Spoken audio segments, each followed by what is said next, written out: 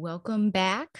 I recently told a listener who was complimenting me on my previous video, and I said, I really shouldn't do these when I first wake up in the morning, but it's literally 4:13 because it's the only time that I have to record the second part. So here we are, but I think I'm a little bit more awake, one because I had to do a mad dash of reading through some stuff before I got started.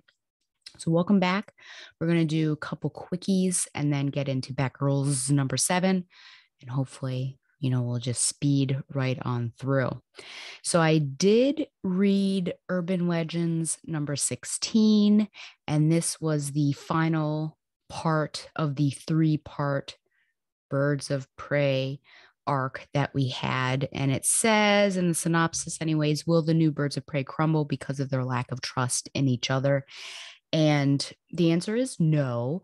But funnily enough, the person who betrayed them all is Miracle Molly. And it was an interesting story. This one certainly was jammed packed, I think, with more action than the second one, which didn't seem to move forward too much at all. And there were certainly some confusing things. But Lady Shiva has some sort of chi healing power like Iron Fist. I'm not sure if that's a new development or she's always had it. I don't know if this team minus Miracle Molly is going to continue. And this was, like I said, a backdoor pilot. I'm not super interested, but if a Birds of Prey title did come out, I think I would give it a shot. It is fun to see at least Katana. I think it would be fun to see her on that team again, and Lady Shiva and those two and how that would be. But other than that, I'm not super interested in it, but we shall see. The other thing was the Pride Tim Drake special number 1, the breakout story from Batman Urban Legends collected in one volume for the very first time in time for Pride Month. Tim Drake's search for a missing friend kidnapped by the villains known as the Chaos Monsters leads Tim to realize his identity as a bisexual man. Collecting the Tim Drake stories from Batman Urban Legends 4 through 6 and 10, with a brand new story that sees Tim teaming up with his former Young Justice teammates and the Batgirls, beginning Tim Drake's 2022 path, which is, I just wanted to look at 2 pages, really. I would say that the primary reason for, or the best part of this, in my opinion, was certainly his interaction with Steph. There was one comment that I had, and this is, I guess, a question also for Donovan.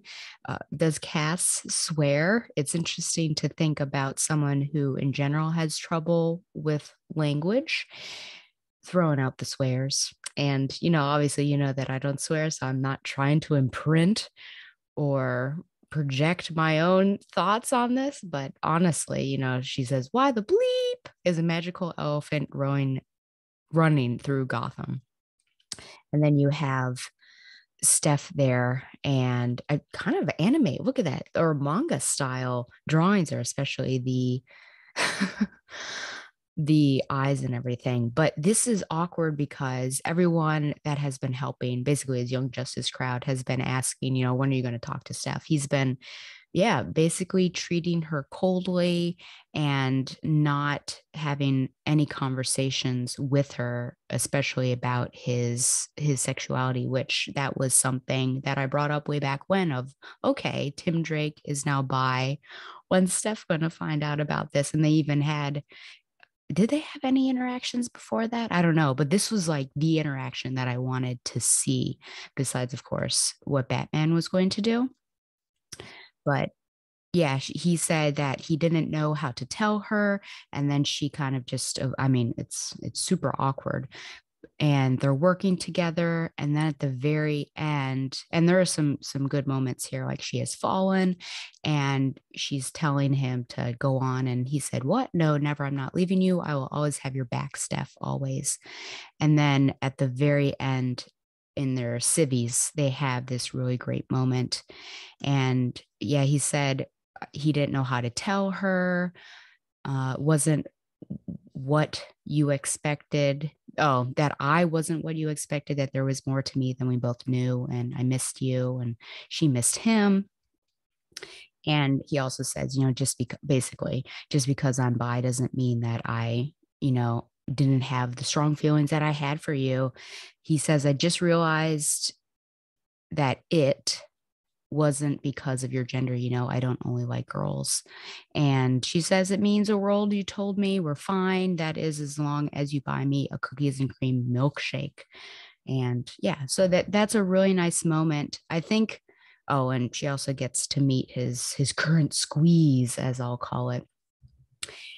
That's a hard position to be in, I imagine, because she found out from somebody else, which is why she was so upset, of course. And you want to find out from the actual person that you have this strong relationship with, but it's not on your timetable, it's on their timetable. So I'm a bit torn with what went down and how it went down. I don't even know if the green box was around there so that you could see all that. But yeah, so I feel bad that I don't know how she found out, but that she found out and he didn't tell her. He finally did tell her. So I think there was that special moment there. But in the end, he didn't have to tell her until he was ready. But it just turned into a whole thing. Okay, then the final quickie really that I want to talk about is this Pride issue, which is over 100 pages. There's some really great stories in there. I liked it was a bit scandalous, but I liked the Ivy and Harley Quinn story, which was very cool. I mean, there are a bunch of like double entendres in there. It's basically like sex in a little story, but I'm trying to think if there were any other ones. A lot of the characters I'm not as familiar with, and Damien pops up, which is great. But this was super shocking. So this one was called Up at Bat, and it's very tough for me to read, but the writer is either Hadzia or Jazia Axelrod, and artist is Lynn Yoshi. And it stars, would you believe? Oh, shoot. No. It stars Alicia Yao. And you know how many years it's been since I've seen that woman? I couldn't even tell you. But she's kind of just hanging. She's got a bat and she's just hanging out. I never expected to see this woman ever again. It's overall she ends up helping Batgirl, and she from Killer Moth of all people, which is it's now we know is Danko Slag, but she ends up suiting up in this Batgirl outfit and uses her own trans flag wrapped or trans tape flapped bat to beat on Killer Moth and then make his jetpack explode.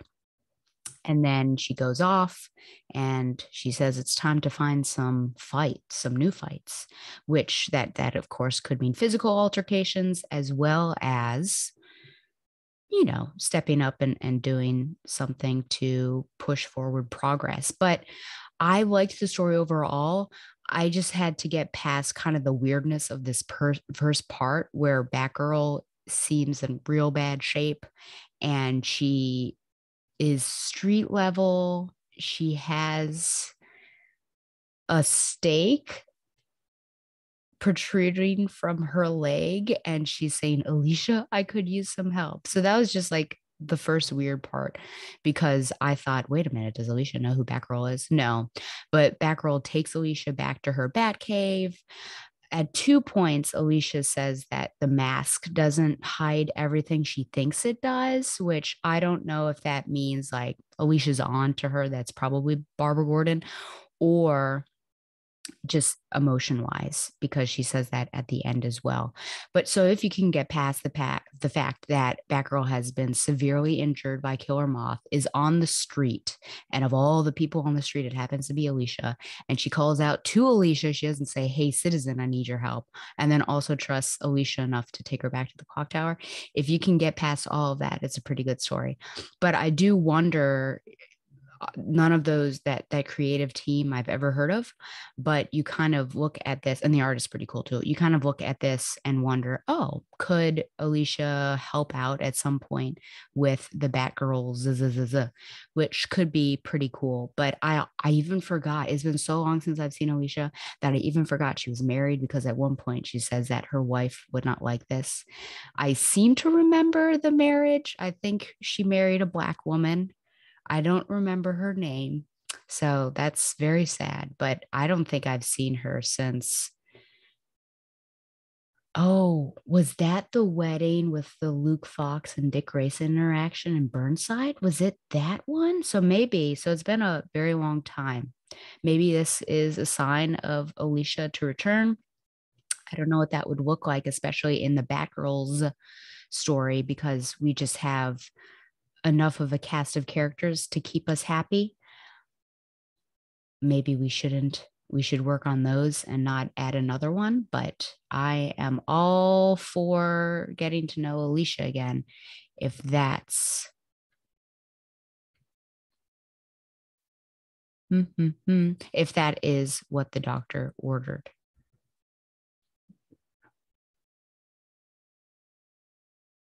Okay. So now let us go to the main event, which is called Batgirls #7, Bad Reputation, Part 1. Story, Becky Cloonan and Michael W. Conrad. Art, Robbie Rodriguez, which I like, and colors, Rico Renzi. Instead of picking up where the previous issue ended with Seer at the Batgirls loft, we skip. Well, we did skip forward, and we see Seer leaping across rooftops for some reason as the Saints, recently escaped, chase after her. And it is a her, so we can finally identify. Batgirls watch all this go down and relay it to Oracle, then leap into action. The Saints capture Seer, and she tries to offer them goods, but they say her transgressions are too great. Batgirls arrive and tell them to stand down, but their counteroffer is they will leave if they can take Seer with them. Batgirls agree. Shocking. Except it was all planned, and they use Seer as bait and are now tracking her. Batgirls physically tail them, but Oracle digitally tails them all the way to the Iceberg Lounge. Due to the heightened security, they take a time out and meet back at the loft to discuss strategies. They watch Seer's location beacon and realize she is going down into the depths of the lounge. Seer leads the Saints to her computer setup, and just as they are about to destroy it, she convinces them not to. Her baby. Locked up, Seer narrates her humble origin story. Born Kira, unwanted, a freak. Mom left. Dad brought her to work at the Iceberg Lounge. Dad left. She stayed small and quiet, and Seer was born. Fido, oh, he does still exist. Fido helps Oracle break into Seer's database, and we find out she may be related to the Odessa mob family, but it's not confirmed. The Batgirls race off on their mopeds, which they now deem cool. Oracle says, I told you so. And the Saints' new plan is to disseminate fake news that Simon Saint never died and the Saints are his lieutenants. Back at their stakeout post, Batgirls wonder what the plan is, and Babs knows they can't rush in, so she chooses the front entrance, dreads front entrance. Babs knows they can't rush in, so she chooses the front entrance, dressed up in appropriate cocktail wear. Steph assumes this will also mean they will be dressing up in appropriate cocktail wear. She's not down for it, but Cass, she's down for it. But Babs doesn't need them, and they actually will be acting as Oracle for the time being. A drunk and newly demoted Grace O'Halloran reports on a performance going down at the Iceberg Lounge and then goes off in search of another drink. Babs's backup arrives in the form of her boyfriend, Dick Grayson, who is under the assumption that it's actually a date at the Iceberg Lounge. The Batgirls, or Oracles, clear the rooftops and wait. Next up, under the iceberg. Okay, so here we have our main cover. The Saints say their prayers. You got the Saints in the background, like stained glass, and you have a Carolyn Knows, because you have a full-bodied Barbara Gordon, Batgirl, and then Steph and Cass are behind her. So also, Stella knows, because finally they're actually starting to put Barbara Gordon Batgirl on the actual cover. So I think fans of this show, listeners of me, know that one thing I despise in comics is off-panel land. So the fact that we don't actually see the conversation between Seer and the Batgirls is really annoying to me. And I can tell it was to heighten the suspense of the opening as we see here. But come on, don't you think it's important to see how Seer got into this mess, how she convinced the team? If Babs couldn't get at her because Babs was struggling with all of her technological know how did the Saints? I don't know. So that's something that I am confused about. I do really like this panel, but of course it's flooded, I should say, page. It's flooded with narration boxes. And I swear the purple narration boxes are from some sort of fangirl or something. Maybe like a Tim Drake 2.0 or Kamala Khan. Maybe this is all simulation. I don't know. I mean, wouldn't it be crazy if Charlotte, that was her name, right? Misfit is like the person doing the narration boxes, and then maybe she'll like appear out of nowhere and in some arc and be like, yes, it was me narrating. I've been watching them all along. And then she like joins the team. Like I said, Tim Drake 2.0, because he kind of watched along as well. I don't know. Otherwise, there they are. There they are. Okay.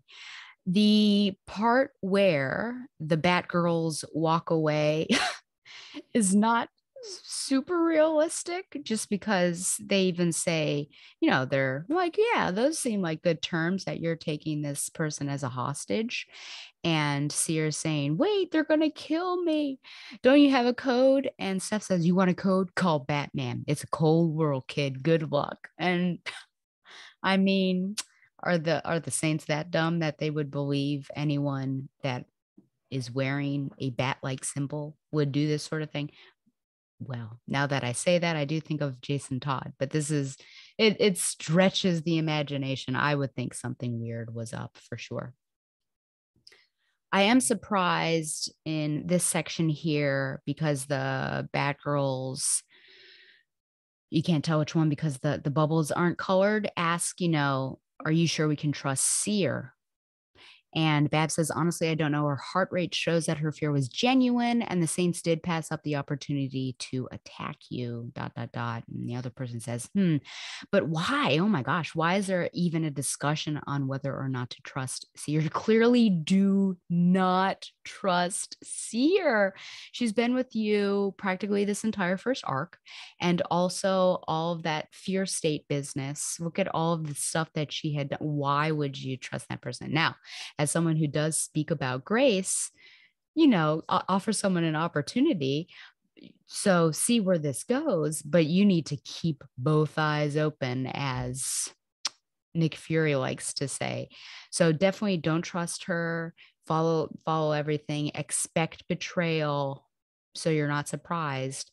But offer an opportunity for redemption if she does what she, I don't know, was saying that she was going to do.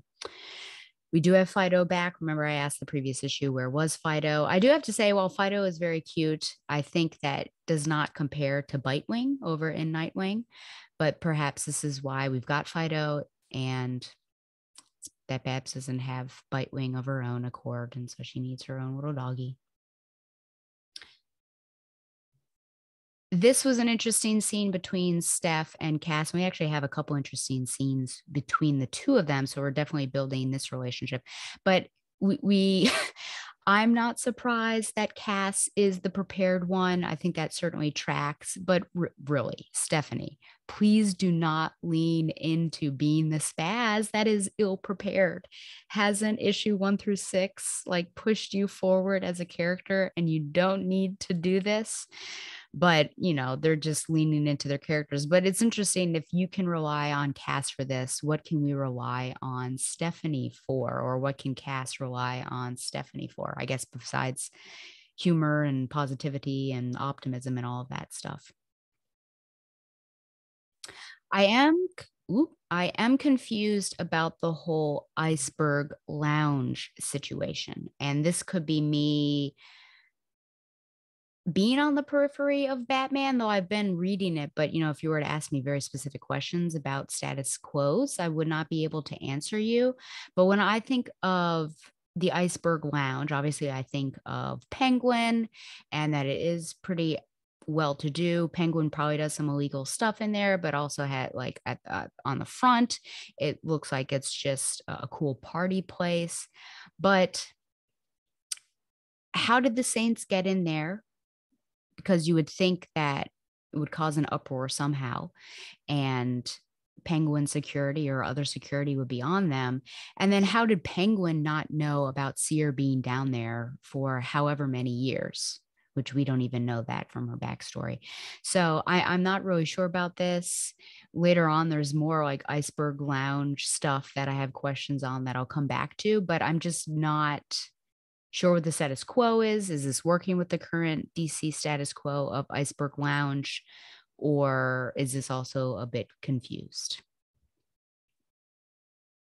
When we see them down in the basement, Tarsus certainly reminds me of Obadiah Stane from Iron Man, where he says, Tony Stark was able to build this in a cave with a box of scraps.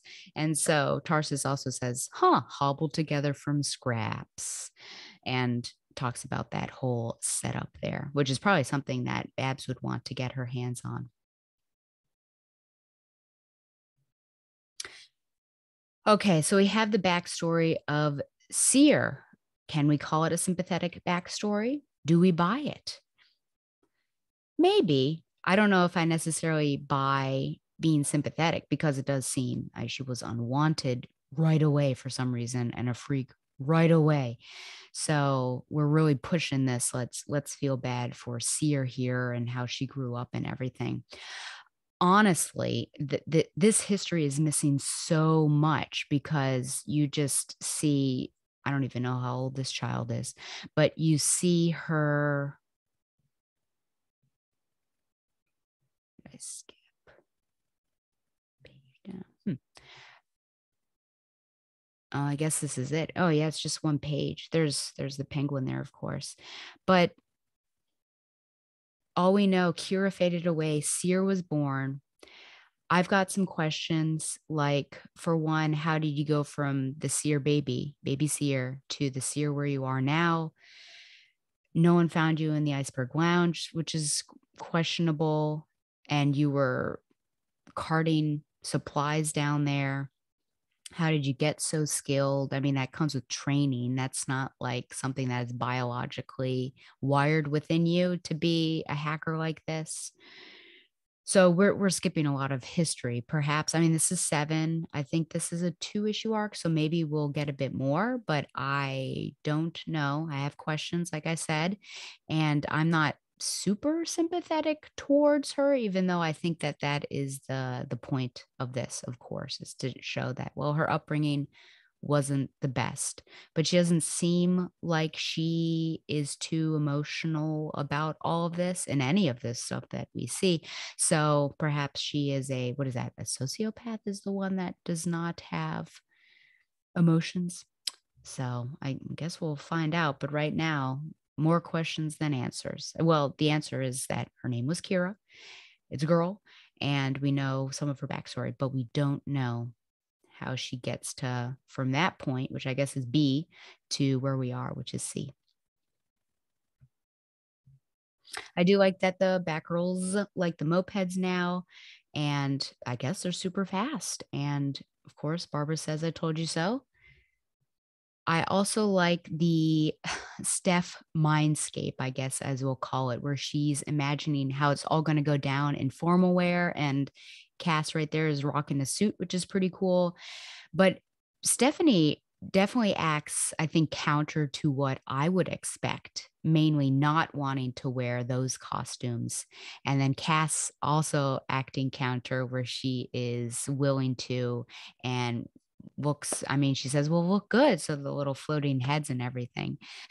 So I look good. I think it's good, which is funny that it's Steph's brainscape or mindscape, and everyone else is in on it and knows what it looks like. But yes, it's that I find that very amusing and also just counter. I think these are fun. I wouldn't say necessarily that these are out of character moments, but these are moments that, well, I guess technically they are out of character. They're fun because they do run counter to what you would expect. And we've seen cast do some wild things that we wouldn't expect, like the unicorn costume, or what was that? It was a robe, wasn't it? So sometimes you play as you are expected, like not packing your binoculars, and other times you play someone that you don't expect, like not wanting to play dress up, but it doesn't matter. And Babs is pretty cool because of the shades. But also, I think at one point she says, "Do you think it's going to be enough to hide the fact that you're James Gordon's daughter?" Which goes to the fact that if they knew, if she's bringing that point up that, hey, they might recognize you, that means that Iceberg Lounge is as I think it to be, which is a den of crime and villainy. So I'm still confused about this particular location. I don't know at the bottom of this page when she says you guys are going to be oracles, which is an interesting thought, just that being Batgirl and being Oracle is a fluid name or association. I would always associate, I think, Barbara Gordon with Oracle, but here she's like, you guys take this on, which is actually, I think, a bigger statement than just how it's put forward here on the page. But if Batgirls is also just a fluid name that anyone potentially could have the Batgirl moniker, then perhaps that's true about Oracle. But anyways, I don't know where that backpack came. I actually looked back to see if it popped up. These are like certain, see, there's that the minutia that I was speaking about in part one. But if you're going to have a backpack randomly appear, then perhaps you show that on the moped as well. Oh, poor Grace. So she is definitely taking one for the team. I'm assuming that it's because she defended the Batgirls at the end of the previous issue. But I do think that there is a writing issue here where at one point she says to Rocky, her cameraman, let's grab another drink. No, well, that is important because she's clearly an alcoholic, but we knew that before. Oh, and bring the camera, not like anything exciting is going to happen tonight. So this is something that should be known as a cum concessive clause in Latin, where the two parts of the sentence don't go together because one is opposite of what you would expect. Okay. But it's written as if it is a causal clause that, bring the camera because we're not going to see anything exciting, which does not make sense. It should be bring the camera even though or although nothing exciting is going to happen, because it's counterintuitive. Otherwise, so that's an actual, I think, grammatical mistake that I'll point out just because. Okay. She does at one point go through all these people, Falcones, Tomasos, Ibanescu's, even a cane or two, which not all of them are on the up and up. And I would say most of them are on the down and down. So it's this who's who coming to this performance. I don't know why it's so publicized. Wouldn't the GCPD just be all over that? Or is this just a situation where they know they're gangsters? The gangsters are operating out in the open, but it doesn't matter because they can't do anything because they don't have a legit cause for arresting them. I don't know. But I think it just goes to the point of the Iceberg Lounge is not a good place to be. So I'm confused. And then we have this last section where she's waiting for her backup. And this car ride drives up and says, hey, they're beautiful, looking for a date. She says, sorry, I'm waiting for my boyfriend. He says, lucky guy, looks who it is, Dick Grayson himself. And then she ends up staring at him a bit. And she, says that she was smitten and just staring at him. Oh, and he says, good, stay that way. And so we have this last section, and I don't know, does Dick actually think they're on a date at the Iceberg Lounge? If he does, I'm a bit confused because Babs, of course, would tell him what it actually is. And then I would wonder, why didn't she if that were it? So here we are. So this is a great shipper moment. I will say, art wise, I love the art on this entire issue. I'm a fan of Robbie Rodriguez, though in this instance, I do wonder why Dick is so boyish looking. He does look so much younger than Barbara there. And of course, she's wearing makeup. So perhaps we've just aged her up a bit. But I don't know. He just looks younger to me. There's another potential shipper moment right here between the Batgirls, which I don't also question. Why are they, for a lot of the issue, on the rooftops without their cowls on? Did Cass learn nothing from 2002? And Stephanie, heavens above. And they actually go after, somebody. What if he hadn't been knocked out so easily and he had seen who they were? This is weird. And remember, Babs said that they had to be super careful with their identities once they moved to that new place. So I don't know what's going on. It's great to see their faces, but not the wisest decision. And Cass should know better, especially. But Cass at one point says dressing up would have been fun. And Steph says, dress or cow, you always look good, Batgirl. And the emphasis is on always. And I don't know if that's a shipper moment. It could be. It could be. I mean, in the romances that I have read, someone will comment on something like that. And it's clearly to be taken as a flirtation between the two. So who knows? If this becomes a ship, well, let's not get too crazy. I do think it's great to see their friendship, their relationship. I don't know, like they would need to really develop this well, and little pieces like that, little nuggets, instead of like full on stuff that you're kind of scrunching your eyes at. So if they decide to go that romance route, I might be okay with it. This may create me or portray me as a hypocrite because of the Babs and Dinah situation, but I feel like people are really leaning into this Steph and Cass. So I don't know what to do with that. I think I would be absolutely fine if they do not. And I think I'd have to be convinced very gradually if they do. So it's one of those Poe Finn situations in Star Wars where I could have seen it, but also I wasn't convinced. So either way, it didn't bother me when they didn't pull the trigger. So we'll see what happens.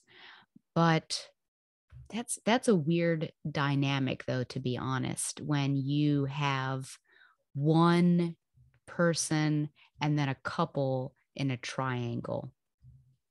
I don't know what the team would look like in that case. I think if they did like an Elseworlds and attempted this relationship, maybe that would be nice, just so you could kind of test the waters.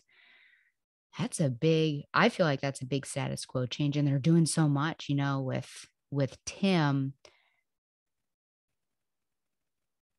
I don't know.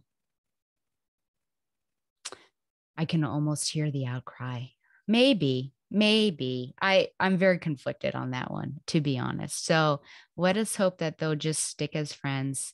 And then if we start spotting these little moments there, then we'll really settle down and discuss what I think about it. But I am torn about that.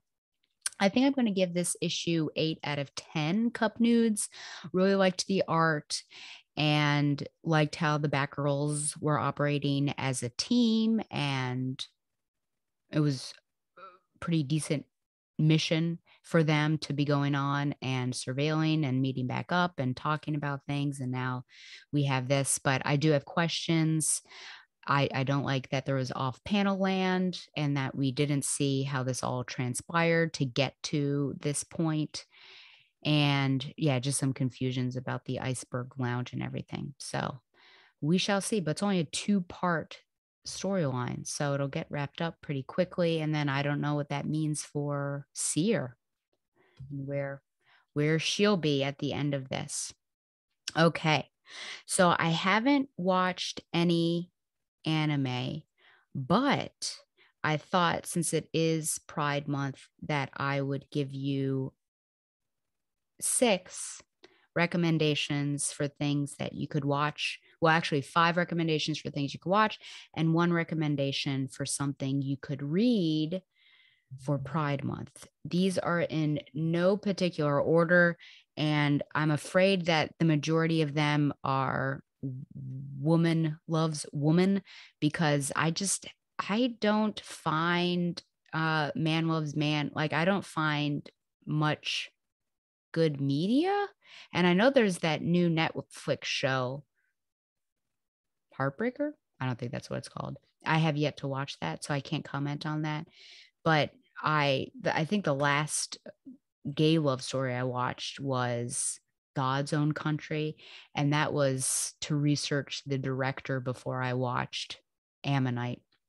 And God's Own Country had its own well, the character was just pretty messed up. It gets better at the end, but it was a bit of a struggle. So anyways, I will say though that I will recommend Brokeback Mountain. I do need to rewatch that. I watched that back when I probably was in high school, I remember, with my mom, and I enjoyed it. And so because my tastes and I don't know, I guess my cultural sensibilities have evolved, it'd be interesting to watch it now. So that came out in 2006. I can't tell you when I watched it, but I'm pretty sure we rented it from Blockbuster. So there you go. The World to Come, which you can find on Hulu, and that came out in 2020. Kiss Me, also known as Kiss Mig, Kyssmig, and that is a Swedish film, and that came out in 2011. And I feel like I've seen it on Amazon, but maybe not. Oh, maybe I've seen it on Netflix. You might be able to stream that.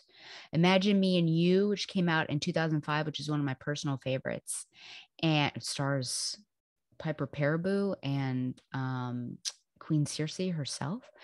But that 2005, and you're going to have to rent that somewhere. That is not streaming.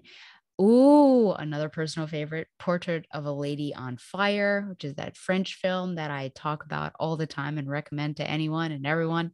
That came out in 2020, and that is still on Hulu as well. So those are all those films that I think deserve a look through, and 2 of them have a happy ending. One of them have a contented ending that you might not find happy, but it's like, well, that makes sense and it's okay. And then 2 of them have a sad ending. One of the sad endings could also be contented depending on how you look at it, but there you go. And then the book is Some Girls Do, which I think I recommended a while ago, and it was also on my best of list, I'm pretty sure, over at Quinoa, but it is by Jennifer Dugan, and I just found that to be a really great story. So there you go, some Pride recommendations. Okay, and finally, my literature recommendations.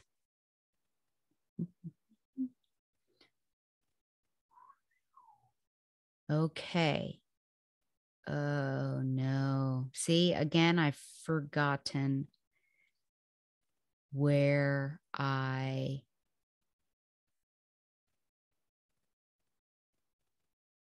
okay. Well, going by dates, let's say that it's this one. I think the last one I did was The Rising Storm. So it's What I Do, a Photographer's Life of Love and War by Lindsay Addario.